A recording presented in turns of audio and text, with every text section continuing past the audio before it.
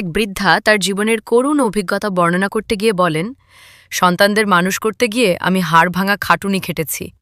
বিশেষ করে তাদের বাবার মৃত্যুর পর আমাকে অবর্ণনীয় দুঃখ কষ্টের মোকাবিলা করতে হয়েছে। কিন্তু তারা যখন বড় হলো তখন যে যার মতো আলাদা হয়ে গেল এবং আমাকে ভুলেই গেল। একদিন আমার এক ছেলে ঘরে ঢুকল এবং আমার সাথে অত্যন্ত কঠোর ও রুক্ষ ভাষায় কথা বলতে শুরু করল।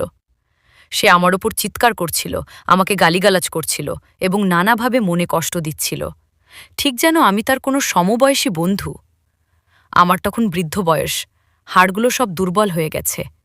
আমি কোনো প্রতিবাদ না করে শুধু মাথা নিচু করে চোখের পানি ফেলছিলাম। আমার গাল বেয়ে টপ টপ করে পানি পড়ছিল।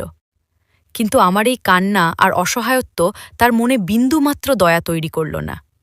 সে আমাকে ওভাবে কাঁদতে রেখেই গটগট করে ঘর থেকে বেরিয়ে গেল।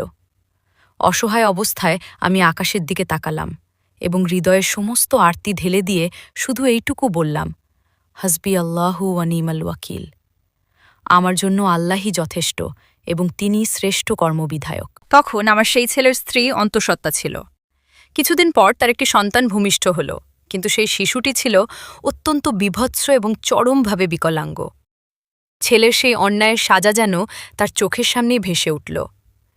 বাবা মায়ের মনে কষ্ট দেওয়া, বিশেষ করে বার্ধক্যের সময় তাদের অসহায়ত্বের সুযোগ নেওয়া এক ভয়াবহ অপরাধ। মজলুমের দোয়া এবং আল্লাহর আরশের মাঝে কোনো পর্দা থাকে না। যখন একজন মা নিরুপায় হয়ে আল্লাহর কাছে বিচার দেন, তখন সেই বিচার দুনিয়াতেই কার্যকর হতে পারে।